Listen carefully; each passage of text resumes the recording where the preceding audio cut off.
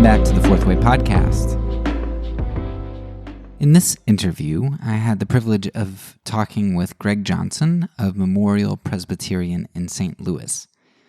Now, Pastor Johnson and his church have recently left the denomination that I am currently in, due in part to some of the issues that we talk about in this episode, issues of identifying as a gay Christian.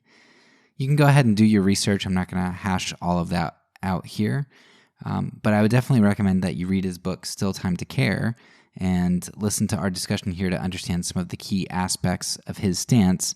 And so as you research the issue, you can kind of figure out what took place and where you stand, perhaps. Now, I thought Pastor Johnson would be a great interview because it's been really hard to line up conservative guests, and he actually graciously agreed to an interview. Plus, as someone who is pushing back both against the gay lifestyle and the anti-gay conservatives, I thought that he'd be a really good voice to color the discussion on how the church has used propaganda in regard to the gay community. Because at least in my book, he has, he should have a little bit of credibility for both sides. If you're somebody who doesn't believe that a gay lifestyle is moral, and then he holds that position, and he is a celibate gay man, and hopefully you can hear him out. At the same time, if you are somebody who thinks that those Christians are kooks and bigots, and they just hate gay people, here we have a gay man who is able to talk from a religious perspective. So I think Pastor Johnson is a wonderful person to have on to discuss this topic of propaganda as it comes to Christianity and the gay community. But as usual, before we get into the interview, I want to point out a few things that I want you to be on the lookout for. First, pretty much right off the bat, Pastor Johnson is going to give you a really good and succinct history of how the scientific and medical communities have handled gay men and women, at least in the past century. Now, we covered a bit of this in our previous episode, but it'll be good to hear again as kind of a recap, and it's a good short place to get that. One thing you have to understand from our section on medical propaganda here is that science is not some beneficent or even neutral endeavor. It's often very biased, and it's often wielded very violently, all while being packaged as benevolent. Second, much of what we discuss in this episode is centered around the use or appearance of dressing up language or dressing up actions without true transformation or relationship. The discussion will be a good one to kind of tuck away, because after we conclude our next section on government, we're going to pave a path to a discussion on discipleship transformation, what I think is the true propaganda killer. And I think that this discussion uncovers very well, as just one example, how conservative Christians have sought power and control through the objectification of others, through the manipulation of language and the legerdemain of untransformed action, or, as we talk about in this episode, kind of putting a paint job over some rust, right? Just kind of dressing it up and making it look good, even though it's not. So there's a lot in regard to propaganda here that we get into. Finally, as a Christian, I definitely don't want you to miss the gospel in this episode. Pastor Johnson beautifully points over and over again to how the gospel has transformed him and still drives him to love and to self-sacrifice. While we talk about a lot of problems the church has in this episode, and I've talked a lot about the church's problems throughout this season, we only do that because we want the church to be what it ought to be. We want it to be purified so that it can be the hands and feet of Christ. And please don't hear only our critique of the church, but rather look beyond that to a depiction of what the church ought to be, a living model of the gospel of Jesus. So if you pay attention for these three elements, I think that you'll walk away from this episode edified and informed. So here it is, my interview with Pastor Greg Johnson. All right, so maybe first of all, you could just give a brief introduction as to who you are and kind of some of your background for the topic that we're going to discuss here. Yeah, I'm Greg Johnson. I'm a senior pastor at Memorial Presbyterian Church in St. Louis, Missouri. Um, 50 years old, unmarried, celibate. Grew up atheist in suburban DC. My father was a senior executive in the U.S. federal government, and I was the gay kid, and then became a Christian in college while studying architecture at the University of Virginia. And was led to Christ really through the ministry of what then was Campus Crusade for Christ. Today it's Cru. And very started just devouring everything I could find theologically. Took classical Greek at UVA just so I could learn to read the New Testament in Greek. And then, my campus minister, who was, the first person I came out to as a young believer, as a new Christian, he was the guy who mentored me and developed me, poured into me, loved me, and ultimately was the first person to encourage me to go to seminary. Continued on, did a PhD at St. Louis University in historical theology. My dissertation was on the historical and theological development of the quiet time in Anglo-American devotional practice in the late 19th and early 20th centuries. And am author of a couple books, The World According to God, A Biblical View of Culture, Work, Science, Sex, and Everything Else, InterVarsity Press 2002.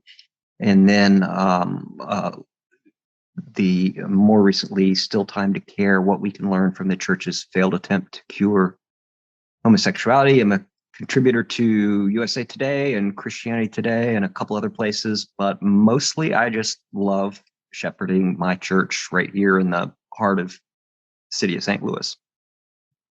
Awesome. Thanks. So a little bit of my background that, is going to be pertinent for the first question that I have for you. I grew up in a Christian school, fundamentalist Christian, conservative Christian. And so we were very skeptical of science growing up. And we were, I won't name any names, but we were very into, probably some of the people that you can imagine that go along with that. And so were there dinosaurs on the ark? Yeah, things like that. And, great, that's great. But there was a skepticism of science that came along with that. And so anything that came down the pipes, if it had to do with things like global warming, or if the earth was older than 6,000 years old, or things like that, we couldn't accept that. But it seemed like there was a double standard, because there were other things that we would be able to accept, like if science seemed to show that religion extended your life because it made people happier or whatever. We're like, oh yeah, see, science proves this. So we kind of had this double standard. One of the double standards that it seems like I feel like you uncover and are familiar with is in regard to some of the science that deals with gay people. And you talk a little bit about conversion therapy, which has historically been very popular in Christianity, especially conservative Christianity. And it's something that we don't really use the term today, but you'll still see inklings of its use, and maybe disguised as a different name today in a lot of conservative Christianity. So I'd love for you to talk a little bit, first of all, about maybe your view of science and religion, whether those things are compatible, and if you can value science, and then lead that into what do we know about conversion therapy and how that seems to work out. Yeah, I mean, when you consider science, it really has its origins at creation, when God made the cosmos separate and distinct from himself out of nothing. And then when you see in the creation narrative in Genesis, where God takes Adam and he places him in the garden, and then he has Adam look at and name each animal. And what he's doing is he's creating human categories within which various things will be organized and understood. That's very much the founding of the scientific enterprise of examining the world as it is, seeking to understand it and seeking to give things names and categories that relate to what they actually are as a part of God's good creation. And so, certainly, as Christians, we have an overall paradigm that is established by, the narrative of creation, fall, redemption, and consummation, that the world was made good. It is fallen now. And therefore that goodness in places has been lost, more so in some areas than in others. And yet it's still an understandable cosmos, albeit a fallen one, that has already begun to experience redemption with Jesus becoming incarnate as a permanent part of creation. The incarnation is permanent. He is at the right hand of the Father, physically, being the locus of our salvation. And then he's coming again to make everything right again. And so within that framework, Christians should be able to ask questions, make, hypotheses, test hypotheses, come to conclusions. Science is limited. There are certain things science can't tell you. Science cannot tell you whether or not Julius Caesar crossed the Rubicon, because science is the examination of repeatable events. And history is unrepeatable. And so as humans, we have another category of knowledge and academic study and endeavor that we call history. And that's much more where my training is as a historical theologian. But and as it comes to issues of sexual orientation, there has been no end to speculation, even going back to antiquity, over why some people are gay or same-sex attracted or whatever term you want to use, why some people are inverted, to use a nice, early 20th century term that nobody seems to have too much stock in these days. In antiquity, it was hypothesized that it was because, you were born under a certain, a certain star, a certain sign. Others had various hypotheses, and those hypotheses always carried with them, by implication, possible routes of fixing it and making everybody straight. It's been everything from, I can't go through all the examples. In the earliest 20th century, right after World War I, there was a boom in testicle transplants among gay men in Central Europe because they hypothesized that the seat of homosexuality was in the testicles. And if you could castrate somebody's homosexual testicles and replace them with a straight man's testicle, he'd become straight. And, one surgeon in Berlin advertised that he only used the testicles of hypersexualized men in order to give a better chance of cure. The Nazis experimented on gay men, injecting testosterone into the reproductive organs to try to see if they could convert somebody as a form of conversion therapy, forcing gay men to basically rape Roma and Jewish women, Polish women, to try to see if they could make them straight that way. After World War II in the United States, there was a boom in lobotomies for the sake of conversion therapy to make people straight.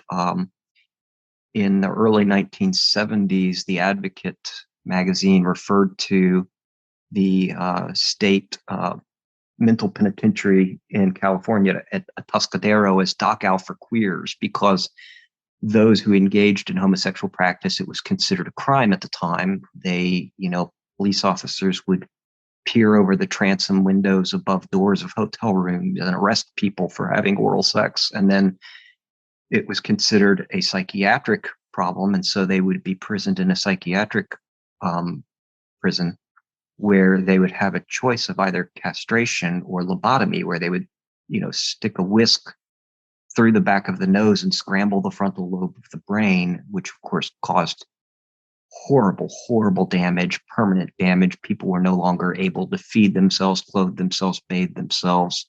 That's what our government was doing to gay people during my lifetime. I was born in 1972. So this was happening during my lifetime. This is not ancient history.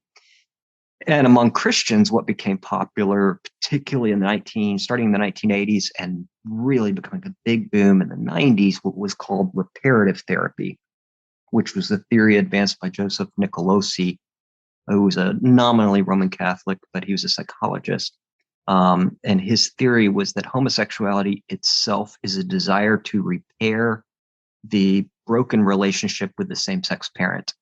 And so the thought is, if you could figure out where that relationship with the same-sex parent failed to affirm and, strengthen the person, then you could go back and address those issues. And the result is that homosexual longings would be replaced with heterosexual longings, and the specific individuals that would trigger sexual temptation would switch gender.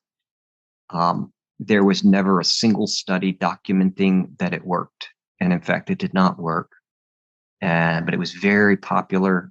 Not only the actual practice clinically, but also just these ideas seeped into conservative Christianity, both evangelical and Roman Catholic, and also very big in Mormonism, for that fact. They often led the way in these things. The language of same-sex attraction was first used by Mormon ex-gay ministries in the 1980s, and then really redeemed and popularized by Roman Catholic conversion therapists in the late 1990s, early 2000s. But yeah, the reality is it never worked. And so by the time, Alan Chambers, the last president of Exodus International, stood up in 2012 and announced that out of the hundreds of thousands of clients that had been through the various Exodus International programs and the various Exodus International affiliated ministries, that 99.9% had seen no change in their sexual orientation. The reality is it did not work. There is something deeply rooted about what kind of people trigger or occasion sexual temptation. And so, yeah, there's a lot of science explaining what's going on with sexual orientation and why some people experience attraction to the same sex instead of the opposite sex. And you see twin studies where if one identical twin is gay, his identical twin is 31% chance of also being gay, which is astronomically higher than one would expect if this is all in the brain. And quite a bit higher than with fraternal twins who have different DNA, but the same womb and the same home environment. And they themselves are much more likely to be both gay than non-twin siblings who have the same home environment. And so clearly there's something genetic or epigenetic, and there's also something intrauterine going on. And lots of studies about that. But yeah, Christians, there's a whole anti-intellectual tradition of Christians who feel threatened by knowledge. And that's a very weak faith that cannot handle reality. Our understanding of Scripture is also shaped by what we know of the world. It's very, very common that something learned through history, secular history, sheds light on what the Bible means. It's not a one-way street. It's all knowledge and truth, and certainly Scripture is supreme in setting the narrative grid. But yeah, that's a few thoughts. I appreciate that history of all of the ways that we've kind of seen science play out. Because I had to read like 5 books to get what you just summarized in like 3 minutes. So that'll be really valuable. I appreciate that. As you were mentioning all of those things, it kind of struck me that when I refer to conversion therapy, we think of trying to just get somebody to change their choices. But really, like if you think about all of those things you mentioned, from lobotomies to forced sex to whatever, like all of those things are attempts to try to get somebody to convert, to change their orientation. It's just different ways to get them to try to convert. But what I found really interesting was that in your book, Still Time to Care, you discuss, you kind of push back against this idea of converting gay people to a different orientation. And one of the things that initially struck me is that you named people like Lewis, Graham, Schaefer, Stott, and how all of those men had compassionate views towards gay believers, and didn't really have problem using the terminology that it feels like we're trying to avoid. We don't want to call somebody gay. We want them to convert so that they're no longer gay. We don't want to use that term. Why do you think after at least 100 years, and I'm sure the history goes back much farther, but why do we have this desire to convert the orientation today so much more strongly than we did in the past, it seems?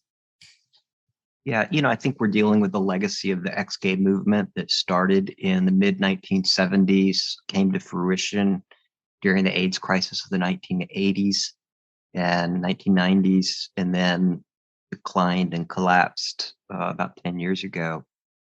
But that ex-gay movement that really got its start in the kind of Jesus movement, independent, charismatic spirituality of 1970s California, where everything was about miracles and everything was about healings and everything was about power religion and power encounters and people being delivered from addictions and delivered from mental illness, and a woman has a mastectomy and her breasts miraculously grow back. It was totally a fraud, almost all that was. But there was this heavy emphasis in the Jesus movement of miraculous healing.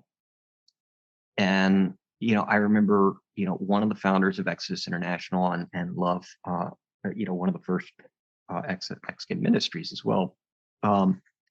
He was working in a call center at Melody Land Christian Center and shared with his supervisor that that he was homosexual. They used it as a noun back then, but that he was committed to following Jesus in obedience. And the supervisor said, you're not a homosexual.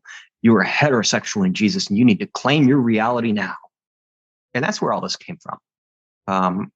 When conservative reformed people in 2023 parrot back things that the weirdest charismatic edge people were saying in 1976, then that should give us pause, because it was not always that way.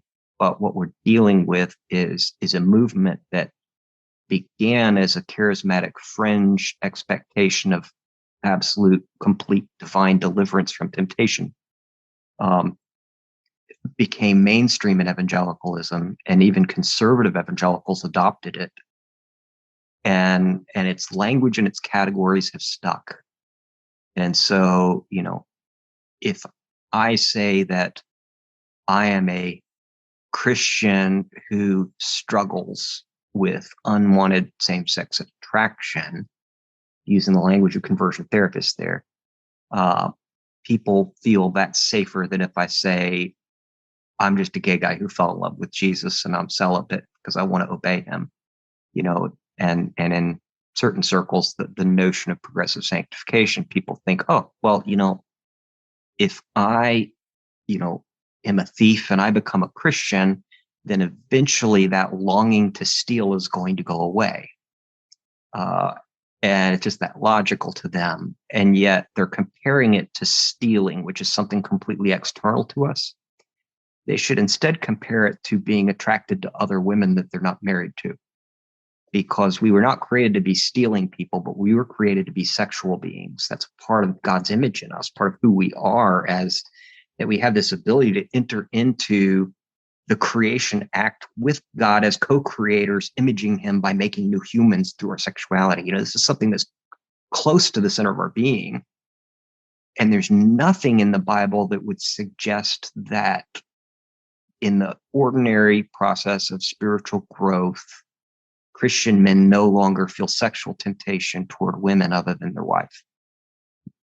If somebody tells you that's the case, they are lying through their teeth, or they had a horrible crush injury, or they're just uniquely spiritual, because I'm a pastor, and I know that these sexual temptations don't go away, and morally, being attracted to your neighbor's wife is not that much spiritually better than being attracted to your neighbor. You don't get partial credit for being straight.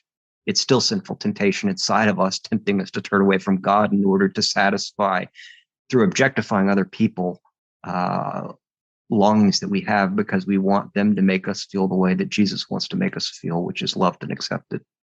And so, it doesn't go away in this life. And yet the ex-gay movement, really beginning in kind of a name it and claim it kind of prosperity gospel thing, caught us, and we bought it hook, line, and sinker, and it destroyed a lot of lives. There are probably about 1 million people in the United States who went through some form of conversion therapy.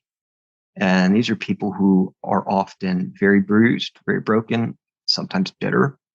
They were sold false promises by false prophets.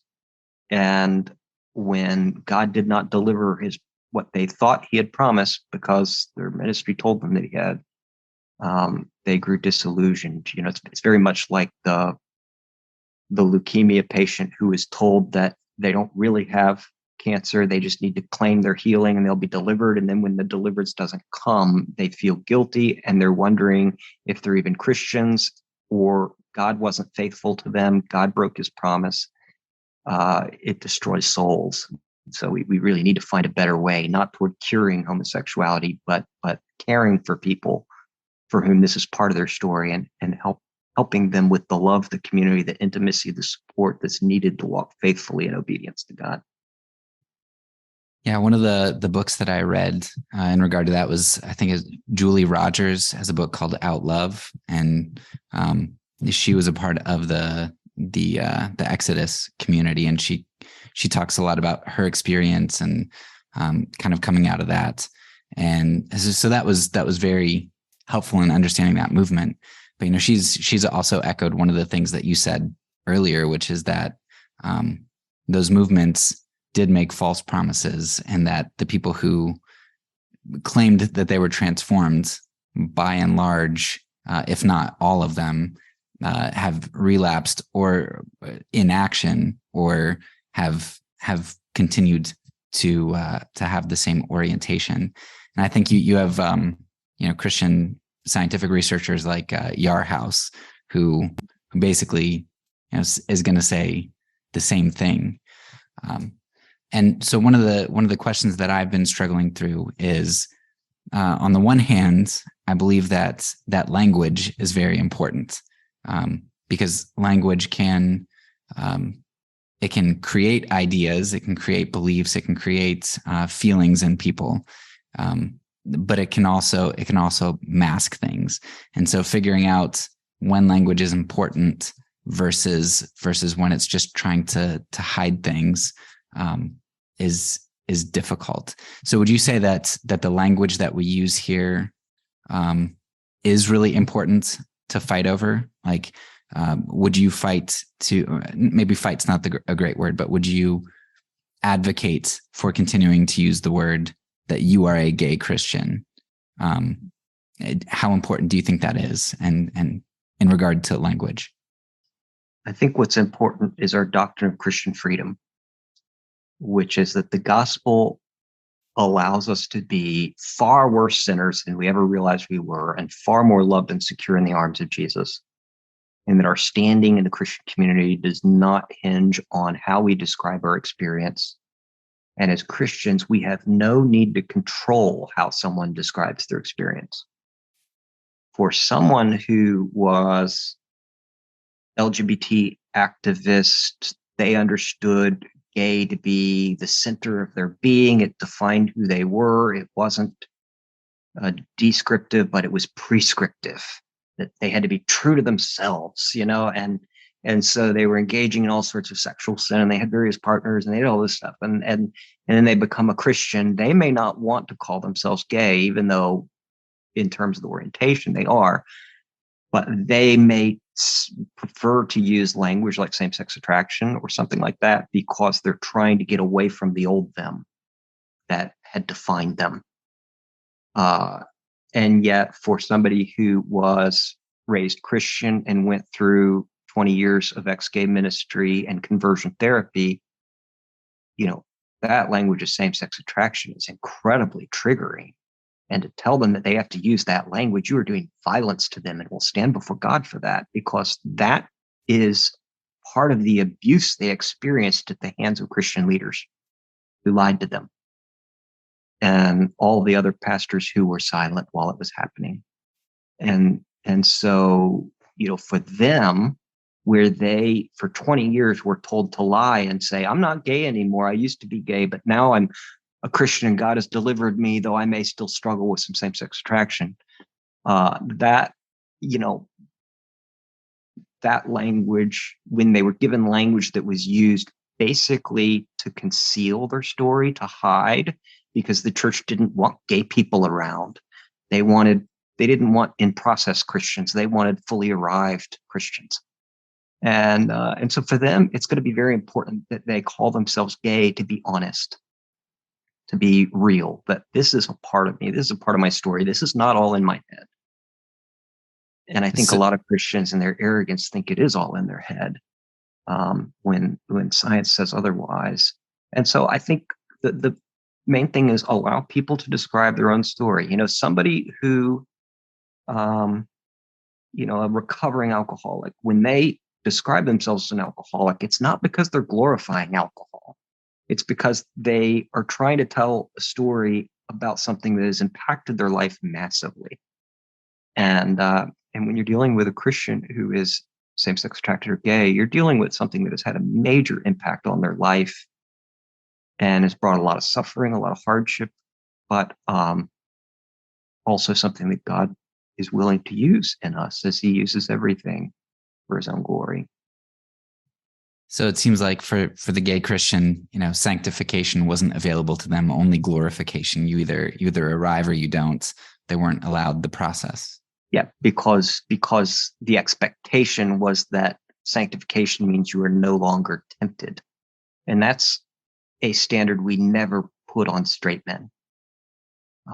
That's tying up heavy burdens that you yourself cannot carry and not offering a finger to help. So one of the things that you just said about, the language, changing to same-sex attraction, you said two things. You said, first of all, that to somebody who's gone through that period of time, that was experienced as abuse. Like that language was used and it was abuse. But then second, okay, yeah. And then you also said that by and large, that language is kind of used to mask. And that's kind of the feeling that I get from the research that I've done and the people that I've talked to. And one of the things that I think you highlight really well in your book that just is an unfortunate picture that just kind of clicks as to like, oh yeah, I can see how that would be really damaging, because I think sometimes it's hard to understand how language is damaging if you haven't experienced that language as abusive. But when you talk about, as part of conversion therapy, a gay man going and learning how to throw a football or change the oil or to walk a particular way, as if those things had a connection to making one heterosexual. And you used a phrase in that section. You said something like propagandizing an ideal is what they were trying to do in gay men in particular. So that seems like basically what we're calling it, this conversion. We're trying to convert people. But what we're really doing is just like with the language, we're masking people. We're kind of trying to paint over it. Very often conversion therapy, very often it was teaching us to better hide in our closet more deeply. Why are those outward appearances so important for the church? If you're hiding in the closet and you're not really being converted or transformed, why did the church care so much about something that really only changed outward appearances? Yeah, I think there is a long history of moralism within North American religion in general and Christianity in particular. Um, it's because legalism by its nature, it seeks um, measurable, quantifiable spiritual growth. And the thing about real spiritual growth is it's not measurable. How do you measure coveting? How do you measure the pride of life? You know, how do you measure um, loving your neighbor as yourself? These are very difficult things.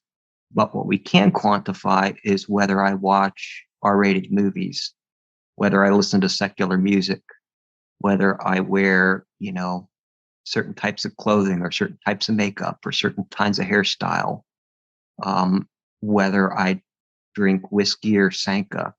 Those are things that are very easily quantified. And in American conservative evangelical history, we have tended to gravitate towards things that are measurable because we're basically all a bunch of legalists trying to figure out the gospel. But we think that the gospel is for the non-Christian to become a Christian. And then you start relating to God based upon rules. And typically they're man-made rules that build a fence around the law that keep you from getting too close to sin, but actually do nothing to address the issues of the heart. And, St. Paul in Colossians says that these regulations have an appearance of wisdom, but they're of no value in restraining sensual indulgence. And so, if it's like, okay, take the Sanka, not the whiskey, see the PG movie, not the R-rated movie, listen to Christian music, not secular music, say same-sex attracted, not gay. It's just another thing where it functions as a shibboleth to say, oh, he's one of us or he's one of them, because our folks would say it this way and theirs say it that way.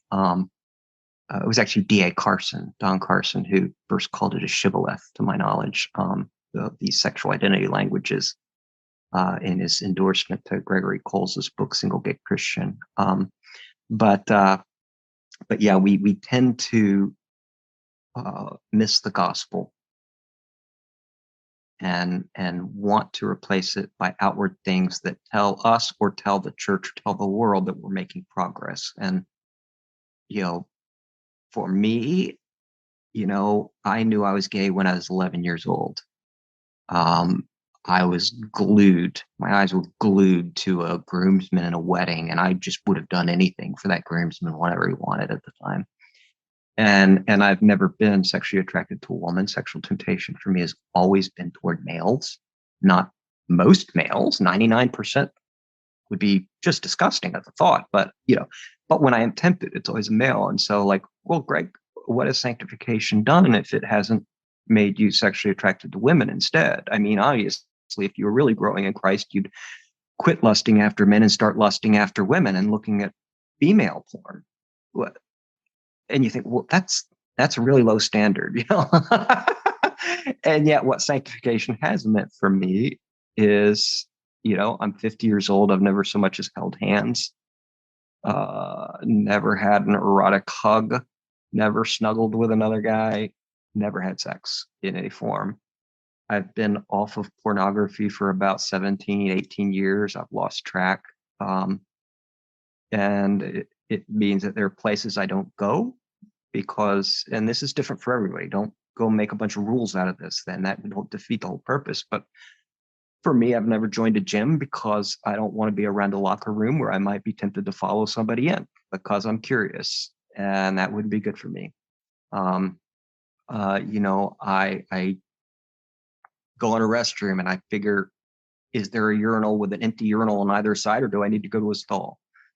Just because of what I might see, that they're, having covenant eyes on my internet access and meeting every week with, for over 20 years now, with one of my elders, same elder, to pray and for accountability, and trying to look the other way like any other Christian guy should be doing, when temptation is faced, and dealing and more proactively addressing the longings of the heart, the God-given longings of the heart that sin tries to use to our advantage to tempt us. And so making sure I'm building community and I have intimacy and community and I'm known and I'm giving and receiving real love so that I'm not tempted to fake it in my imagination. That's what sanctification looks like in practice, not temptation switching genders. That's not likely to happen.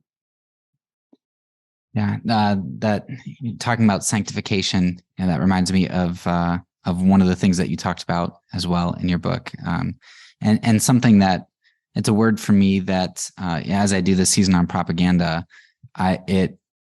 it's what I think is the Christian's form of counter propaganda. It's the way that we fight lies and manipulation and deception, and that's discipleship, which is really just social sanctification. It's being sanctified together with other people, like Hebrews 10:24. Come together, don't forsake that, and build each other up. And one of the places that I think you highlight that in your book is you include a quote from Nancy Gritter, I believe, and she says something to the extent of that we're to be pastoral, not political, partners, not empire, relational, not pragmatic. And then the last one is what kind of got me, because I agreed with the first part. She said we're to seek discipleship, not change. I had to really think about that one for a bit, because I agree with the discipleship, but the discipleship should include change. But then as I was thinking about your example of the football, of teaching gay guys how to throw a football, I was like, oh, I think what she means is that she's saying, discipleship is transformational from the inside out, but change is, like a paint job over a rusty car or something. It's just something that looks nice on the outside. And when we seek somebody to change like that, we're objectifying them. We're like, you know what? We don't really care about you. We just want to slap some paint on you to look good. And that's objectification. That's not discipleship. And I think what you helped me to understand more is that I think the church a lot of times does this. We think that we're trying to change the person for their good, but what we're really doing is we're objectifying them, sometimes for our good, to say, well, look what we did. We created this person who looks good now, or whatever our reasons are. Or like you said, we like numbers. So a lot of people care about converts. They don't care about disciples, even though the Great Commission is about disciple making, not convert making.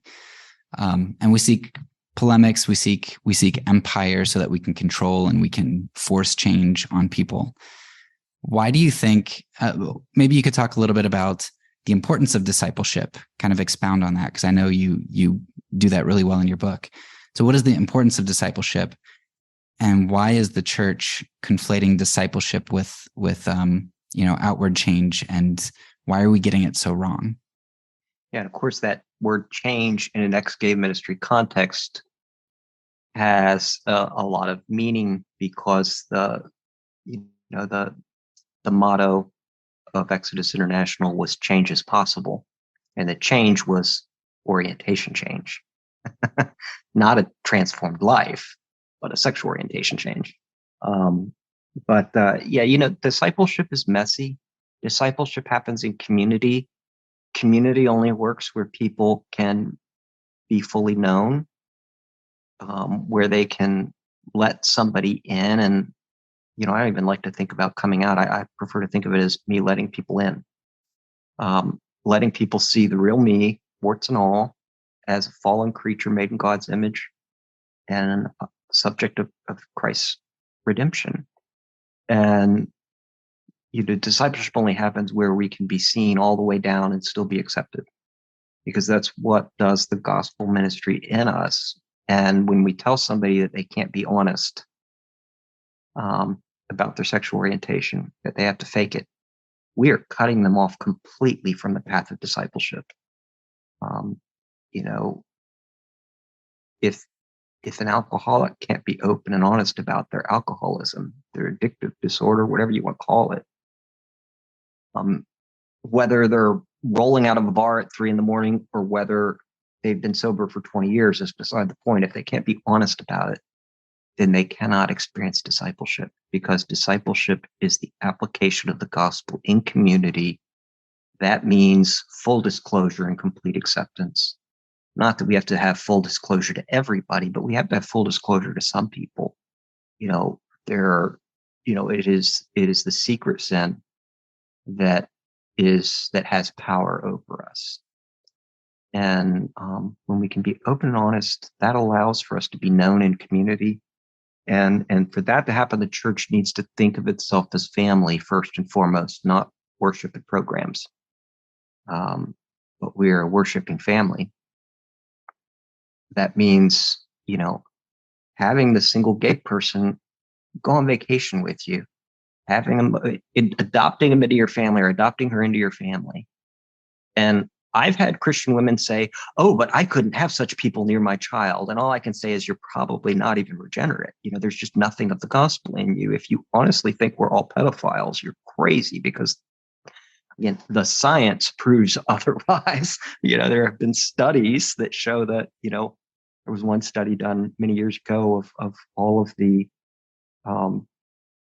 child sex offenders in the state of Massachusetts, and it found that of all of them, they looked at how many were sexually attracted to adult women, how many were sexually attracted to adult men, and how many of them were fixated or just attracted to children and not adults at all. And they found that most of them were either fixated or heterosexual in their attractions, and none of them were gay. Not a single one was attracted to other men. And it makes sense, because if you're attracted to muscles and testosterone, an 8-year-old doesn't have those, But this notion that you have to protect it. Anyway, I digress, but it's just, we have to pull those parts of the body that seem less presentable. They need to be brought into the center of the church, not pushed out to the periphery. And, sexual orientation should not be a determining factor in figuring out who you're going to love, who you're going to invite into your home, to whom you're going to offer hospitality, who you're going to take on vacation with you. You should want people of Christian character near your kids. Whatever temptation they face is beside the point. Yeah, as I dug into this more, and I've listened to and read Preston Sprinkle a bit too, who I really like.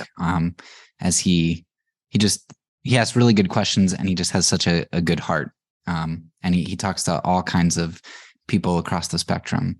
And I just realized, I was like, if you're gay or if you're single, and at least in the PCA with our demographics, if you're a minority, it's like, where are you really going to go where you're going to feel loving community that envelops you and brings you in to edify you?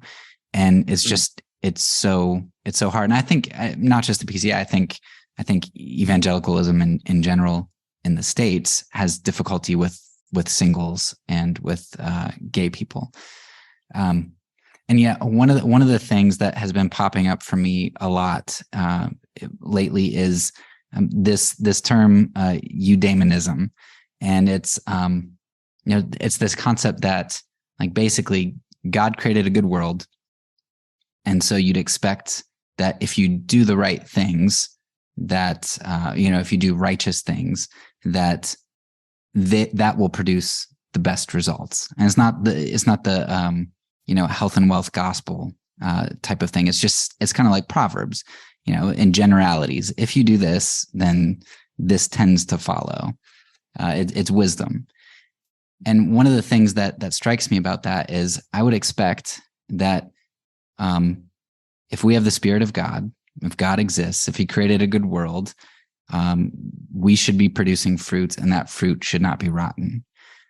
Yet, one of the stats that stuck out to me, that as I was watching one of your interviews, is that whatever it is that we're doing as a church, it seems that we're producing rotten fruit, because you quoted something, I might get the number wrong here, but like a 37% higher suicide rate if a gay person is associated with, I don't know if it's religion in general or Christianity. And to me, that just seems like, that just blows my mind that the church wouldn't produce better results than that if we're doing the right thing in God's good world. So maybe you could talk a little bit about that stat and talk about what that indicates about how the church is doing and whether or not we're following God's prerogative. Yeah, it was in a 2000 a study using data from 2011 of 21,000 plus college students. For example, found that for straight students, if they were religious, they had a lower rate of suicidal ideation than secular students. But for gay and lesbian students, it was actually, they were 38% more likely to have had recent suicidal thoughts. And for lesbians only, it was actually a 52% increased likelihood of suicidal thinking. And there are a lot of studies like this that look at, now they tend to look just generally at the impact of being religious as opposed to irreligious. And so that's going to lump in Hasidic Jews. That's going to lump in, right-wing Roman Catholics, independent Bible Baptists, everybody, Muslim students, you name it, Christian Scientists. But with the prevalence of Christianity in North America, clearly that reflects to some degree on the church. And again, I think the issue is a lack of gospel culture in so many of our churches, including Reformed and Presbyterian churches, often. And when a church is saturated by the gospel, then not only the pulpit but the people are free to be sinners loved by Jesus. They're free to be open and honest because they know that they've been clothed in the righteousness of Christ and all their sins have been forgiven. So not only are they forgiven, but they fed the 5,000, they raised Lazarus from the dead, and they always did what pleased the Father because they're united to Jesus, in whom all of those things are true and his righteousness has been reckoned. And that gives you to them. And so it gives you this incredible freedom to be open and honest. And when a church gets the gospel on that deep level, where they know that the only class of people Jesus called are sinners, that's when you see 80-year-old men talking about their struggle with lust and explaining how it doesn't ever really go away. They may no longer be able to have sex, but that doesn't mean their minds are suddenly pure and angelic. That's where couples that struggle with infertility can be open and honest because it's safe and it won't be a whole bunch of people telling them what to do to fix it. It'll just be people who can empathize with them because they too know suffering and they too know what it's like to be broken and damaged by the fall. That's when your addicts can talk about their addiction openly. That's when married couples can talk about how difficult their marriage is and how they struggle to forgive and love each other. That's when your 13-year-old in youth group feels comfortable telling his youth pastor about his questions about his sexuality or gender confusion. That's where it's safe for gay people to follow Jesus and not be told that they need to pretend to be straight, lie about their orientation changing, and use euphemisms. That's the reality. And so, to some degree, God's law kills. That's what the Bible says. The law kills, the gospel gives life, the Spirit gives life. And there's a part of me that God's holy law had to kill and has to keep killing. The part of me that's proudful and arrogant and lustful and objectifies people. I might be more tempted to objectify a man than a woman, but I'm still doing the same sin. And the temptation's still there. And so, learning to love with the generosity of Jesus, with the compassion to love others for their sake, to love God for his own sake, because he's worthy of love, to grow that heart of Jesus inside of me, that takes the gospel. It's the gospel that teaches us to say no to sin, not the law. And where American churches are focused on rule keeping, they're pointing the finger at those sinners out there instead of the sinners in here, where it becomes about performance and looking religious and looking spiritual. That kills, because that's law. Where the gospel takes root, and gospel-centered churches are a small minority of American churches, including conservative churches. But where the gospel takes real root, some Presbyterians roll their eyes and say, "Oh, the grace guys." Well, that says, sadly, a great deal about the state of their soul if they're rolling their eyes at grace, because it's all we've got. And, all my eggs are in Jesus' basket. And I'm just like, Jesus, I'm giving up everything for you. I sold everything I had and I bought the field because you're my buried treasure. All my eggs are in your basket. You better not be lying, Lord, because you're my only hope in life and in death. And you know me. You know what I am. I am totally capable of all kinds of sin. I don't have to, when I sin, I don't have to say, no, honestly, I'm not that kind of guy. I am totally that kind of guy. That's why I need a savior. And to come to his grace again and again and again and drink of it and feel his love and delight washing over you and him singing over you in song and carving your name into the palm of his hand. That's when you have a dad who loves you in heaven. That enables a freedom. And so I think it's interesting because when you look at some of the research, that Mark Yarhouse and Olya Zaporozhets published back in 2019 under the title "Costly Obedience: Learning from Celibate Gay Christians." Their research of 355 gay, lesbian, bisexual, same-sex attracted believers who were committed to the biblical sexual ethic found that by and large, psychologically, by every objective standard, they're doing really well. The ones who are single, unmarried, and celibate are going to struggle more with loneliness and finding community in churches that build everything around family ministries and marriage. But by and large, they were doing really well. And so, that's a bit of scientific research that gives a counterpoint. I think the difference is the presence of the gospel, not as something for non-Christians, but the bread that we feast on every day. Yeah, that was transformational for me coming into the PCA when I think we went through gospel transformations, and I was like, the gospel. I mean, yeah, I prayed that prayer when I was like, 5. Why are we talking about the gospel? I'm not here to evangelize. I'm here to grow.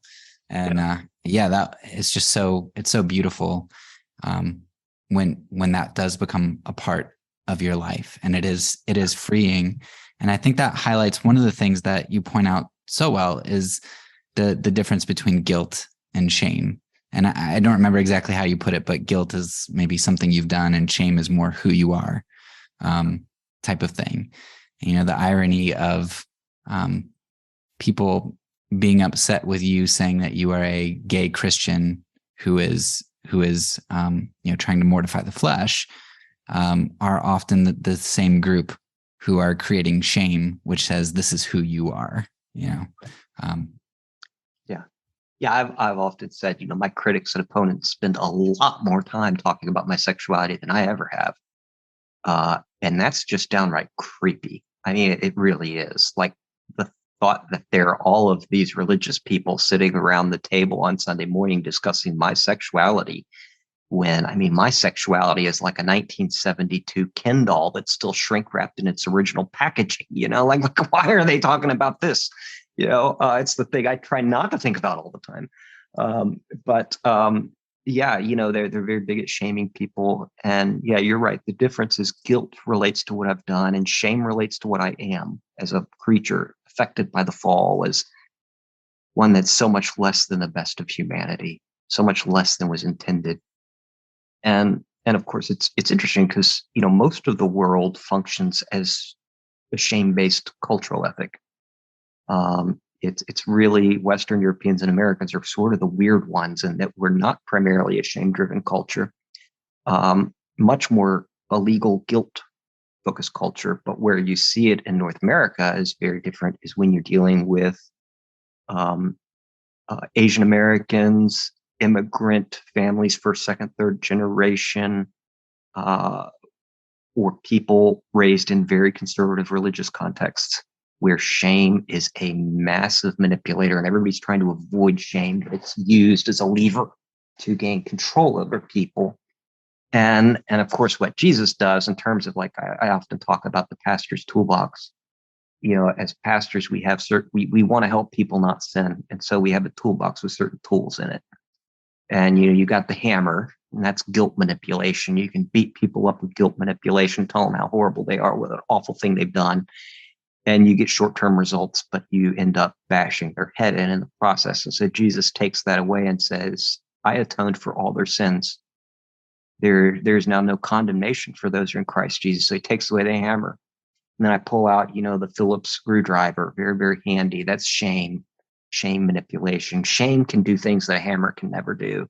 Shame can screw something in or screw it out. Shame says you're defective. Look at you. If people only knew.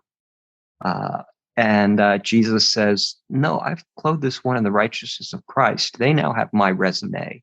They have been given the Congressional Medal of Honor and ushered into the halls of power.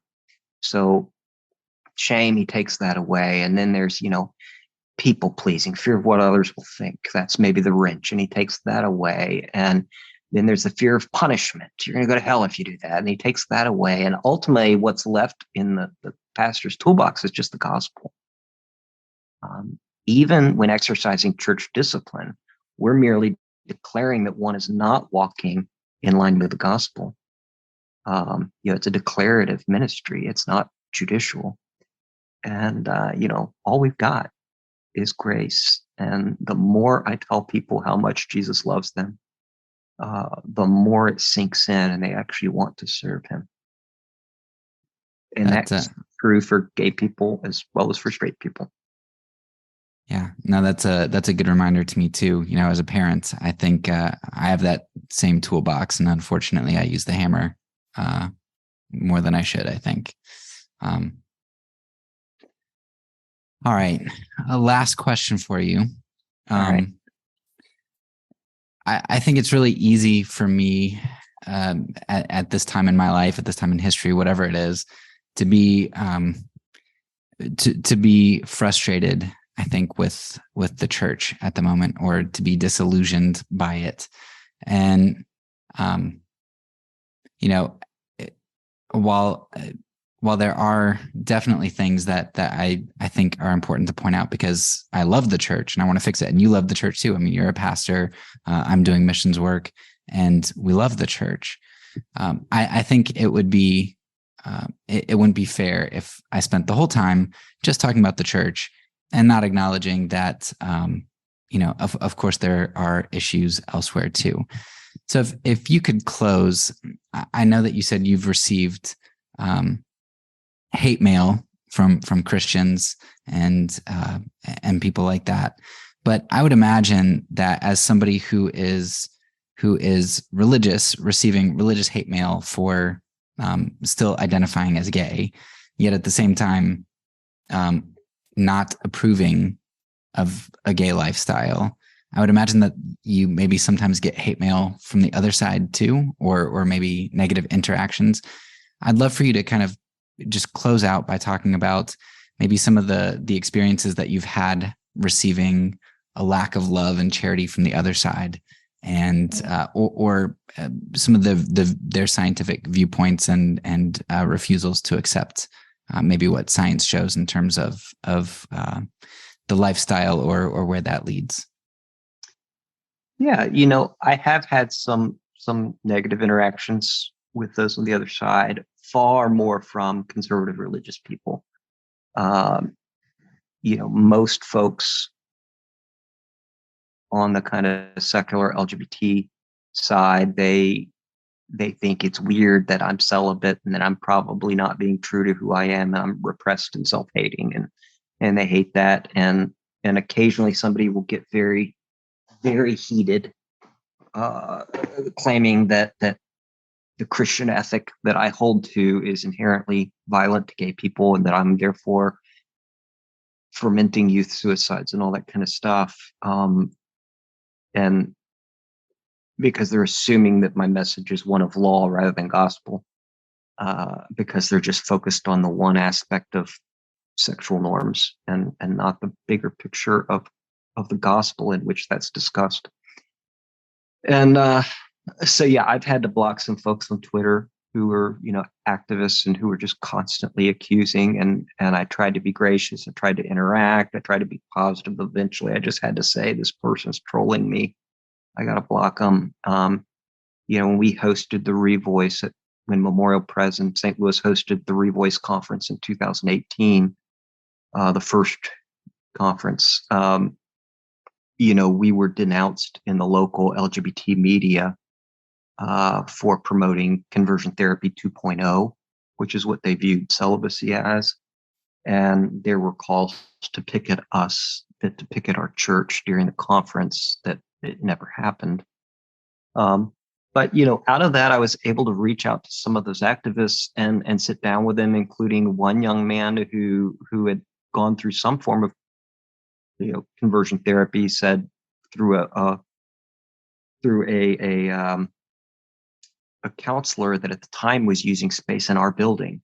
And so he had gone through it as a teenager in our building, and I was able to hear his story and ask his forgiveness. And he's the, vice president of Pride St. Louis and heads up the local, LGBT community center. And so I was able to ask his forgiveness because we didn't protect him. Love always protects, and we let that happen. And was able to establish a positive relationship there. There's another activist who's a ethical humanist minister, atheist, gay, was able to meet with him because he was the one calling for pickets. And we had drinks together one afternoon. And when he heard my story, he wanted to say, okay, so you're gay atheist and you became a Christian. Why would you have done that?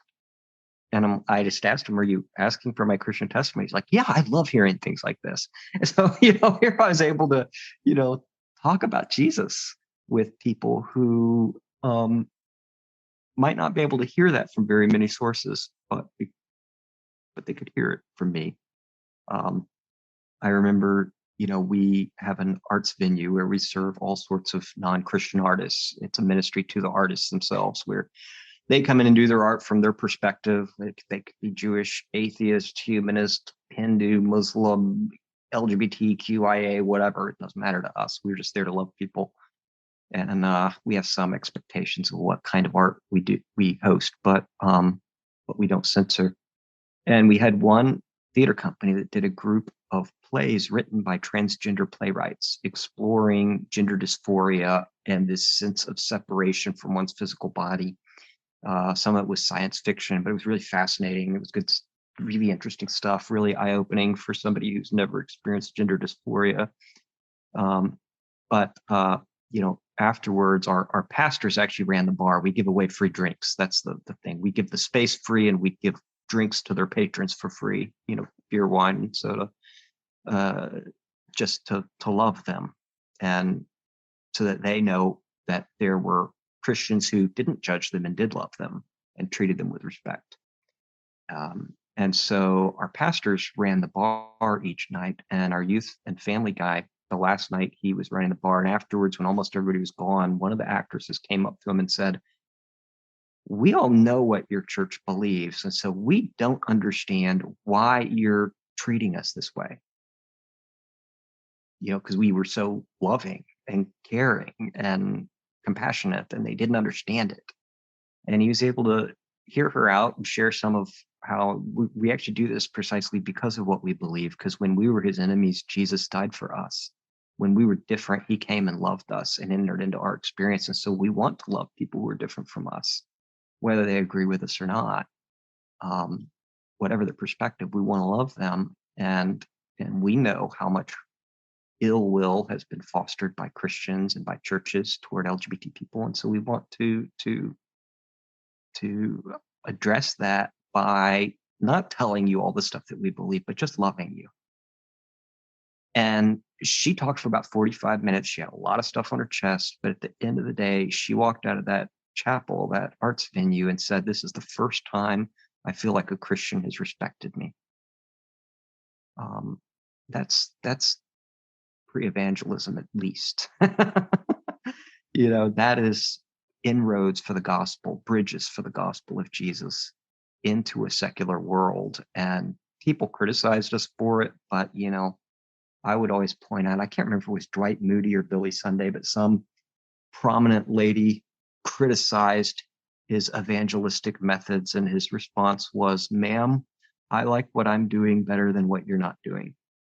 And when it comes to ministering to LGBT people, American churches, the ones that actually believe the gospel, aren't doing much. There's a lot we can do. And yet it's always from beneath, by loving them, by serving them. The way Jesus reached my heart and captured my soul and made me want to obey him is not because he became my Lord, but because he became my Savior.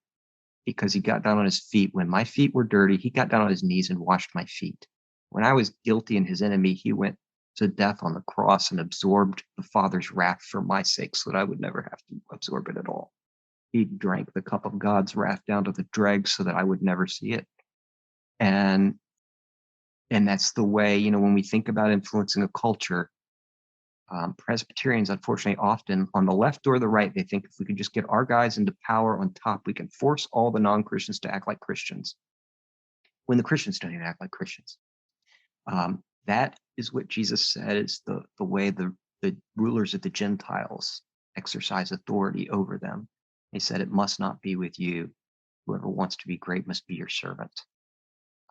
And the way we're going to influence a culture is not by getting our people on top politically, but by getting our people on the bottom, serving LGBT people, serving non-Christians, serving atheists, serving critics, serving people who hate us, and letting the gospel do its work. Yeah, I couldn't agree more. I love the image of the upside down kingdom. I think that's such a fitting analogy, fitting picture.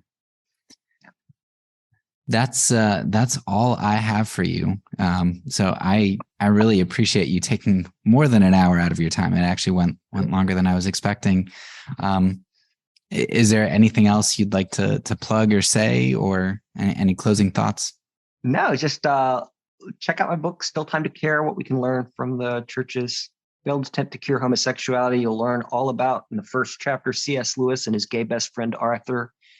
And you'll learn all about what the late Francis Schaeffer had to say about, his first encounter with Jerry Falwell Sr., when he said, "That man is disgusting," over his homophobia. There's a great history to learn. And last I checked, it was about $5 on Amazon, which is cheaper than I can buy it from my own publisher. So go and buy a crate and give them to all your friends. It's a great way to learn about Jesus. All right. Well, thank you so much again. All right, Derek. Thanks. That's all for now. So peace. And because I'm a pacifist, when I say it, I mean it.